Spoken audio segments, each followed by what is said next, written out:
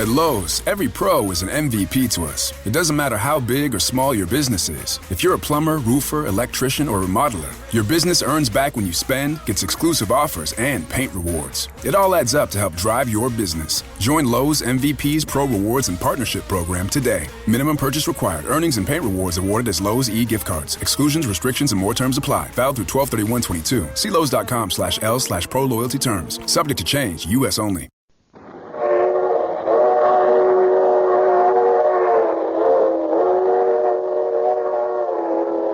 Mutual presents The Mysterious Traveler, written, produced, and directed by Bob Arthur and David Kogan.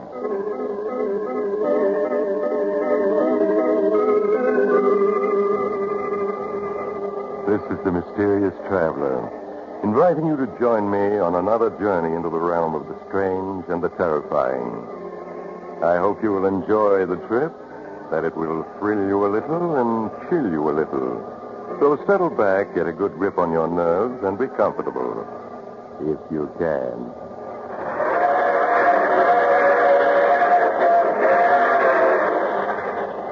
By the way, did you have a good vacation this summer? A nice, quiet time. No unusual excitement. No unpleasant events that shook your nerves so that you jump when a strange hand knocks on your window at midnight? Or slow, heavy footsteps come up to your door? That's good. Then you're in shape to go on another vacation with me tonight. It's the story I call Vacation from Life. The spot I have in mind for your vacation is a tiny harbor along the northern Maine coast. An isolated beach reached only by boat from the nearest town 2 miles away. And so lonely, there's only a single cottage. But it's going to be vacant soon. The present owner won't be needing it after tonight. My name is Matthew Clark. I am 40 years old, and I teach Greek in New York City. I suppose you could say I'm a typical professor, since I wear glasses, stoop a little, am absent-minded at times, and as my wife has said so many times in the 10 years we've been married, I hardly know a screwdriver from a monkey wrench or how to replace a burned-out electric light bulb. A fumbler. That's her favorite word to describe me. Well, she's going to find out it's not true. But I mustn't get excited. I won't be able to finish this if I don't keep calm. I'm writing this in our cottage on Desolation Beach in Maine. It's almost dark, and the waves are pounding on the sand. The wind is rising. There's a real northeaster coming. But 4 days ago, when I came up here to open the cottage, the sun shone, the water sparkled, and except for the driftwood and seaweed along the beach, there wasn't a hint of the fierce storms that can lash this shore. I made sure that the cottage was in good shape, aired the rooms, and put away the stock of provisions that Seth Thompson had brought from me from the village in his boat. And then while I waited for Seth to call for me, I walked along the beach, poking into the piles of driftwood like a boy searching for treasure. And I found it. I found something that set my heart to pounding and brought a flush of excitement to my face. Something that roused my imagination to a feverish pitch. It was a mine. A naval mine torn loose from its moorings someplace in the Atlantic during the war and tossed ashore at last here at my feet. It was hidden under seaweed, a 3-foot steel ball with 500 pounds of TNT inside it, waiting for an incautious touch to set it off. When I saw it, I started back in alarm. And then in a flash, I knew what a treasure I'd found and what it was going to mean to me. I was gloating over it so that I didn't even hear Seth's boat arrive at my dock until he called to me. Professor, you about ready to be heading for town? I turned to see Seth stepping down off my dock. I hurried toward him. Yes, Seth, I'm ready. I was just stretching my legs while I waited. Seen you poking around that driftwood. I figured maybe you'd found something worthwhile. Seth, what I found was a very dead codfish, an extremely odorous one. Well, here's the boat. I'll get in. Professor, for Pete's sake, don't never step right on the gunwale of a boat when it's rocking. You'll either fall into the boat and break a leg or go over the side and maybe drown. Oh, yes, of course. You've told me that before, haven't you? Well, not more than 11 times. Yeah, I'll hop in first. Now, give me a hand. That's it. Now, jump down here beside me. Professor, look out. Ouch! Oh, Professor, when you lose your balance in the boat, don't ever grab the engine. It's usually hard. Let me see how bad you burned your hand. Well, it's not too bad. It was clumsy of me, though, wasn't it? Yeah, it was. The burn ain't bad. Just a little engine grease and fix it up. There. Now, you sit down back there. Very well, Seth. And stay set down. Truth is, Professor, I don't trust you around machinery no more than I would a baby.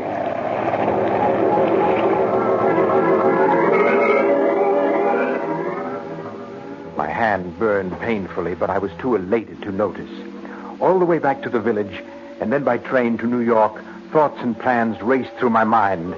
I formulated and discarded half a dozen schemes until the right one came to me. So simple, it would be impossible to go wrong. And then I fell asleep as peacefully as a child. In New York next morning, I hurried down to 10th Street to a tiny apartment 6 flights up and eagerly rapped on the brass knocker.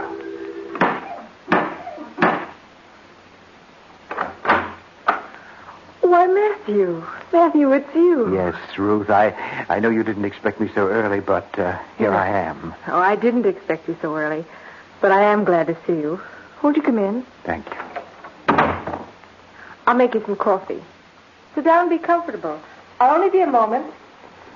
As Ruth bustled around making coffee, I sat down and relaxed. The tiny apartment was soothing. There was an atmosphere of peace and quiet about it that delighted me, and Ruth herself delighted me even more.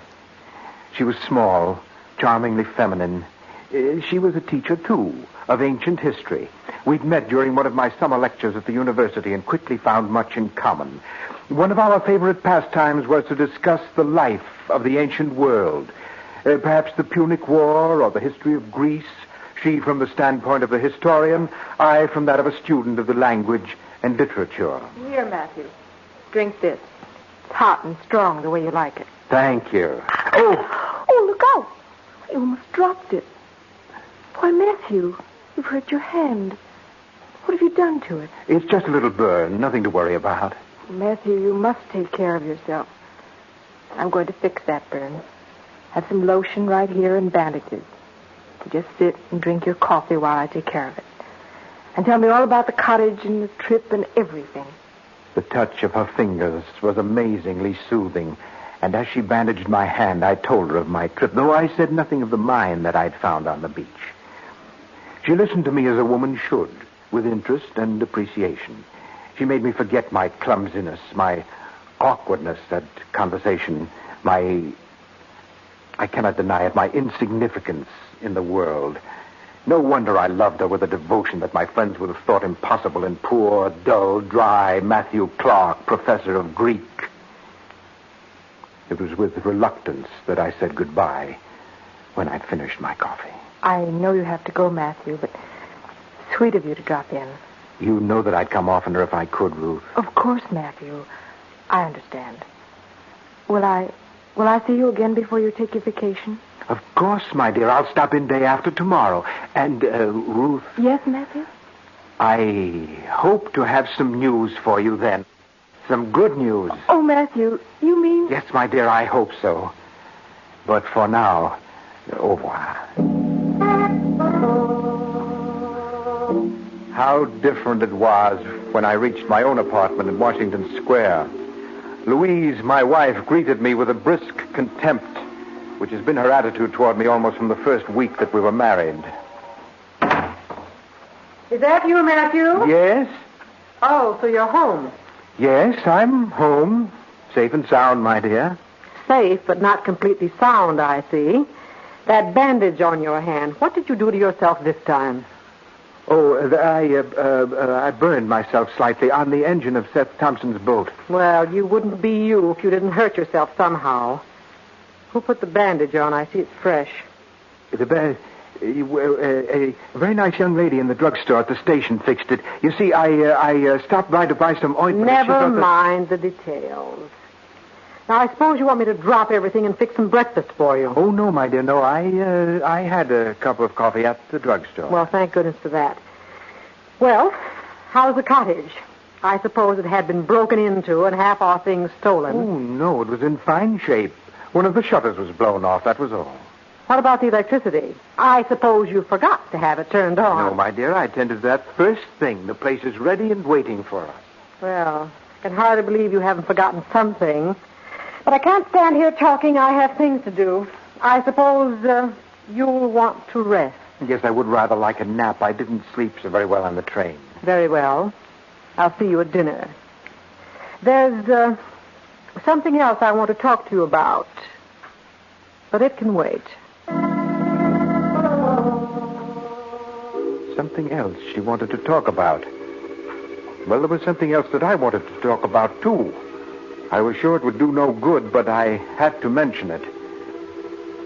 I didn't see Louise again until dinner, and then she wasted no time in coming to the point. Matthew, I wanted to speak to you about your insurance. My insurance, darling? I said insurance, didn't I? Wish you wouldn't repeat my words after me like a parrot. Well, I'm sorry, Louise. It's just that I rather think I'm carrying all the insurance I can afford on the teacher's salary. On a teacher's salary. That's exactly the point. Now, suppose something happens to you. What's to become of me? We certainly haven't been able to save anything. There is my life insurance. $5,000. A pittance in these times. No, Matthew, you must take out more insurance. With your ridiculous faculty for getting hurt, you might easily kill yourself at any time. Well, that's a rather callous thing to say, Louise. It's practical, that's all. Now look at your burned hand. You might just as easily have fallen overboard and drowned as fallen against the engine. Louise, I'm not a child. Which brings me to something that I want to say. Well, say it then. Louise, for some time I felt that you were dissatisfied with me as a husband. Indeed. Go on, Matthew. You seem to look upon me as a rather feeble-witted creature whom you must constantly admonish. I'm sure it can be no pleasure to you to be tied to such a man as you think me, Louise. What are you driving at, Matthew? Well, you have a very fine intelligence and great energy, and you deserve to be a free woman, able to carve a better place for yourself in the world. Yes. You're a handsome woman. You could easily find a husband more worthy of you. Someone like that insurance agent, Kurt von Walter, for instance. And just why do you mention Kurt von Walter? Well, it's just as an example. He's obviously attracted to you, that's all. And so you think I should divorce you? Well, I can't help feeling that you'd be much happier if you did, Louise. Possibly I would be. But I know my duty. Without me, Matthew, you would be quite lost. I'm sure you'd manage to kill yourself somehow within a year. I'm your wife, Matthew. And your wife I shall remain until death, as they say, do us part. Until death do us part. Well, I had tried. I'd done my best to save her. Now I had to go ahead with my own plans. After all, I had a right to some happiness, too. I may be a professor of Greek, but I'm also a man, with a man's ability to love and hate. Yes, to love Ruth and to hate Louise. I hadn't even known how fiercely I hated her until after I'd met Ruth. And then hatred had welled up in me with a violence that had astonished me. Some men might put up with such a woman for a lifetime, but I'm not one of them. They are the weaklings of the world. Men, real men, take what they want from life, and I was determined to be such a man. The next day, I did as Louise insisted. I called upon Kurt von Walter, the blonde, handsome refugee who has become so Americanized that he speaks better English than most Americans, and who sells life insurance to men by flirting with their wives. I don't like him. His easy self-assurance and blatant masculinity revolt me. But my business didn't take long. There you are, Mr. Clark. An accident insurance policy for $20,000. Payable to your so charming wife without a fuss of red tape. Yes, I think it's a waste of money, but Louise wanted it. Who can say what will happen in this uncertain existence, my friend? Up there in Maine, the fierce tides, the slippery rocks, the great storms. At any moment, an accident may snatch a man's life from him. Yeah, I suppose so, but I don't know why Louise looks upon me as such a child. She's just as apt to get hurt as I am. Very true. So why not a policy to insure her life as well? Court, I'm just an underpaid professor. I can hardly throw money around for insurance as easily as all that. All the more reason you need it. If something happened to the lovely Mrs. Clark, if I say, well, the expenses would bankrupt you. I guess they would. So let me write a joint policy to cover both of you. The premium will only be a little more. Well, all right. I suppose it is the practical thing to do, and Louise always likes to be practical. Of course. When do you leave? Tomorrow evening from Grand Central Station. I'll give myself the pleasure of seeing you off. I may be able to help with the baggage. And for now, au revoir, my friend. So that was that. A fumbler, was I? Incompetent, unable to plan, born to fail in anything. Louise would see her life was insured in my favor for $20,000, and Kurt von Walter would have to testify that he talked me into it. $20,000. What freedom that would give Ruth and me. We could travel, see Europe, Greece, visit the very spots where Socrates walked and Plato composed his immortal dialogues. But I concealed my jubilance, lest Louise notice it and suspect something. I paid a brief visit to Ruth to say goodbye and to tell her something of the wonderful future ahead for us. Oh, Matthew, I can hardly believe it. Greece, Rome, Venice, all the famous spots of the old world. It'll be wonderful. Yes, we'll live life for a change, Ruth, instead of just reading about it in books. Then your wife, she has agreed to? Yes, she's going to divorce me. I'm not the man for her, and we both know it. Oh, I think you're a fine man, Matthew. Thank you, my dear. But Louise looks at things differently. We'll be back soon and attend to everything then. Very soon. I promise you. Yes, very soon. Much sooner than anyone but myself could guess.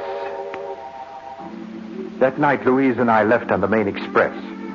True to his word, Kurt von Walter, smirking and odious, was on hand to see us off, and Louise made a foolish fuss over him. Oh, you really shouldn't have come to the train with us, Kurt. It wasn't necessary. But of course not. It was a pleasure, dear lady. And the way you carried all our bags. Poor Matthew could never have carried half of them, even if he hadn't burned his hand. Well, on the other hand, I could never have learned Greek. Greek? Oh. Well, I hope you have a fine trip. Thank you. I shall be up that way myself next week. I'll drop in on you. We'll be looking for you, Kurt. We'll never forgive you if you fail us, will we, Matthew? What? Oh, never mind. Oh, dear, it's train time. Goodbye, Kurt. Goodbye, dear lady. Oh, Kurt, you shouldn't have done that. I'm not used to having my hand kissed. In that case, dear lady. Oh, Kurt, you're a wicked man to kiss me like that in front of my own husband. I could not help it. In that case, I'll forgive you. Goodbye. Goodbye. I shall be seeing you soon. Very soon. Yes, Kurt, very soon.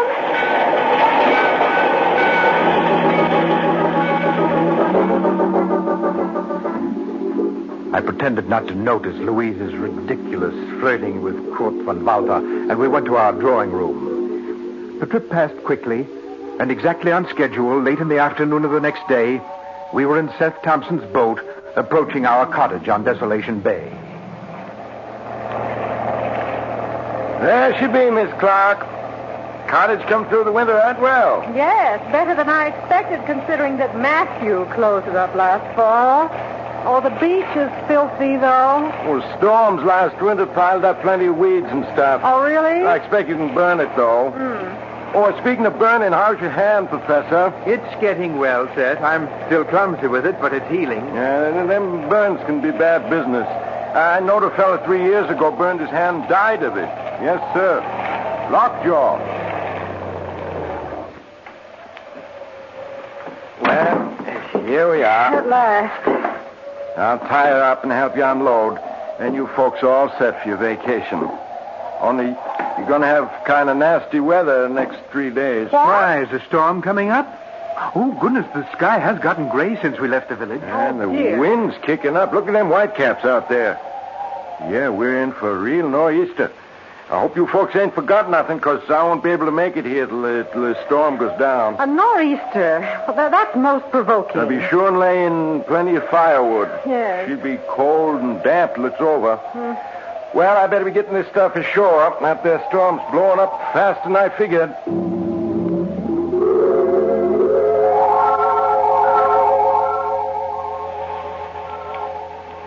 Just listen to that wind. We might at least have had a few nice days to begin our vacation. It is too bad, my dear. Well, you don't seem very concerned about it. If anything, you seem to be quite happy that we're going to have a storm. No, but I'm not. Oh. Now, let's see, everything's put away. Matthew, why didn't you have the phone installed as I asked? The price of running a wire out this far was prohibitive, Louise. Oh, money. I'm so tired of not being able to do what I want because it costs too much. Oh, well. Matthew, we need firewood. It's getting very cold, and all we have is that big log beside the fireplace. Yes, of course. I'll go pick up some on the beach. I'll be back in 10 minutes. I hurried out of the cottage.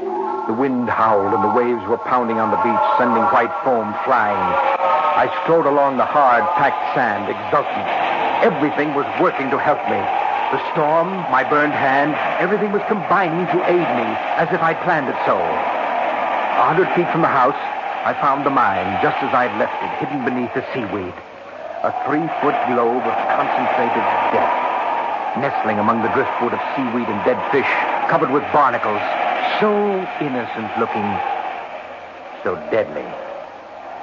Carefully, I lifted the seaweed I'd placed on top of it and exposed the detonating horns, those deadly knobs of metal sticking up from the mine and spelling death to any ship that touched them.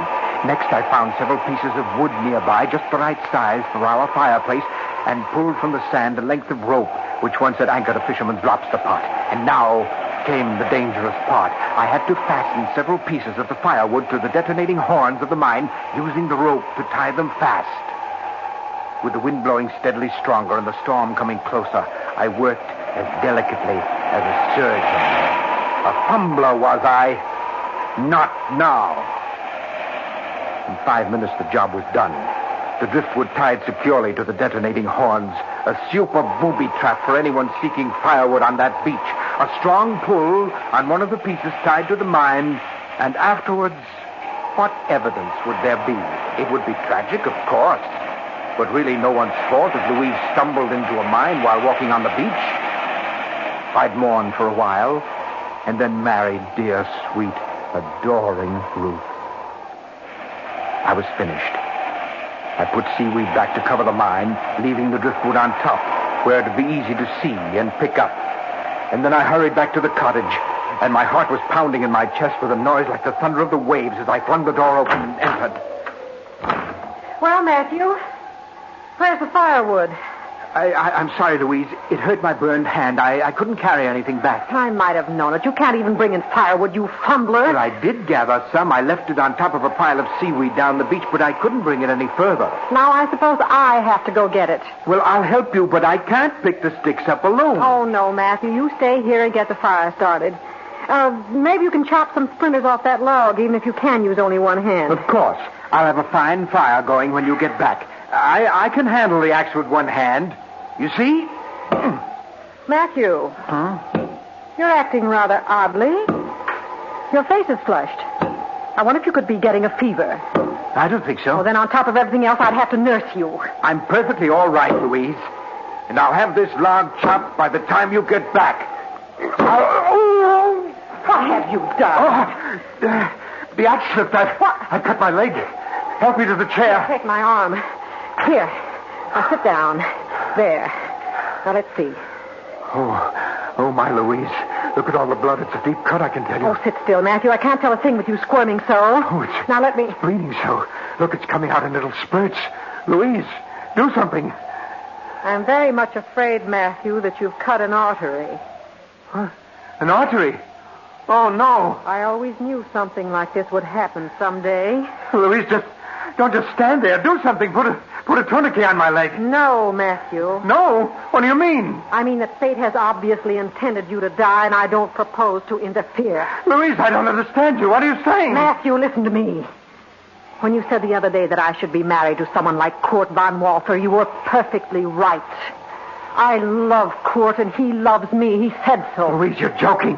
Now do something about my leg. I'm bleeding to death. Yes, Matthew, you are. But I was talking about Kurt von Walther. If I were free, he'd marry me. I know he would. But not if I were penniless.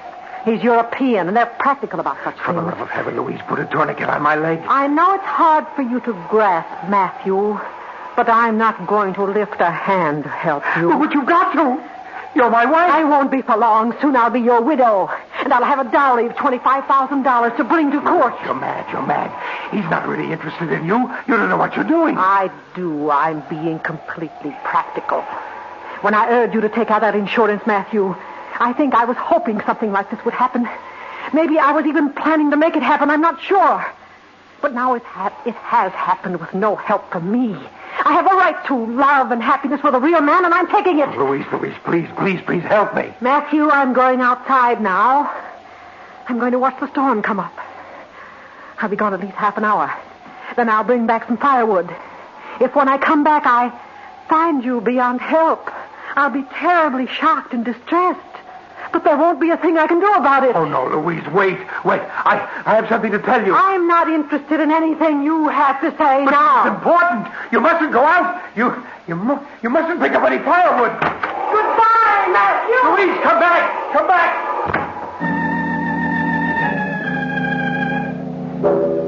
That was just a half an hour ago. Louise is out there on the beach now, watching the waves pound on the sand and waiting. And I'm sitting here getting weaker. I tried to put a tourniquet on my leg, but it only slowed the bleeding. It didn't stop it. I never was good at first aid. I never was good at anything. Just a fumbler all my life. Too late now to help me. In a few moments, Louise will start back. She'll pick up some firewood on the beach. Probably the firewood that I left so cunningly placed because it'll be convenient. She'll pull hard. The jar will set off the detonating mechanism of the mine.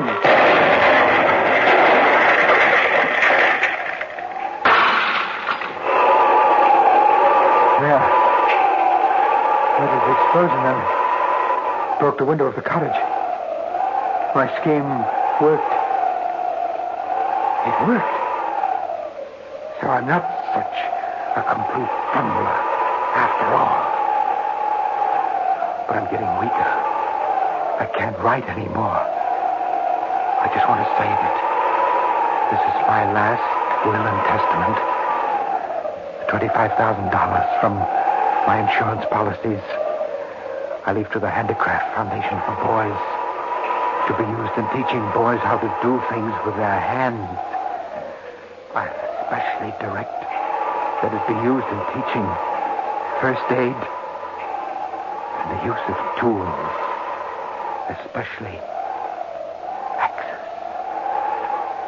Every boy should know how to use an axe without cutting himself.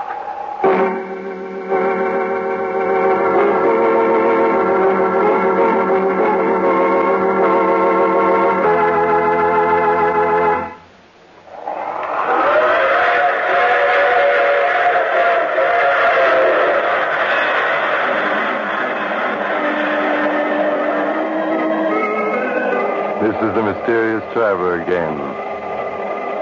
So that cottage is empty now. There's really nothing wrong with it.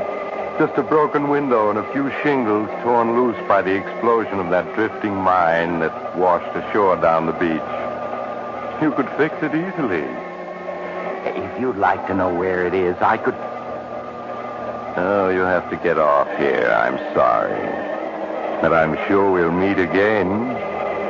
I take this same train every week at this time.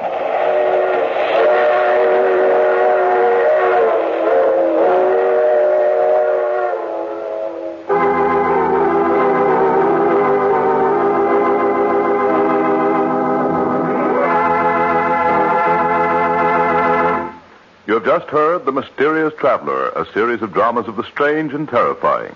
All the characters in today's story were entirely fictitious, and any resemblance to actual persons, living or dead, was purely coincidental. In the cast today were Maurice Tarplin, Eric Dressler, Vicky Vola, Helen Titus, and Stefan Schnabel. Original music was played by Paul Taubman. The Mysterious Traveler is written, produced, and directed by Bob Arthur and David Kogan.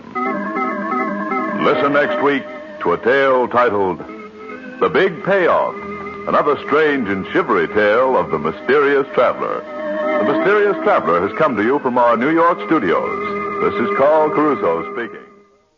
Oh, we could fly. This is your summer. That means Six Flags and the taste of an ice-cold Coca-Cola. We're talking thrilling coasters, delicious burgers, real moments together, and this. Coke is summer refreshment when you need it most, so you can hop on another ride. This is your summer. Six Flags and Coca-Cola. Come make it yours. Visit sixflags.com/Coke to save up to $20 off passes, plus daily tickets starting at $44.99. At Lowe's, every pro is an MVP to us. It doesn't matter how big or small your business is. If you're a plumber, roofer, electrician, or remodeler, your business earns back when you spend, gets exclusive offers, and paint rewards. It all adds up to help drive your business. Join Lowe's MVP's Pro Rewards and Partnership Program today. Minimum purchase required. Earnings and paint rewards awarded as Lowe's e-gift cards. Exclusions, restrictions, and more terms apply. Valid through 12/31/22. See Lowe's.com/L/Pro Loyalty terms. Subject to change. U.S. only.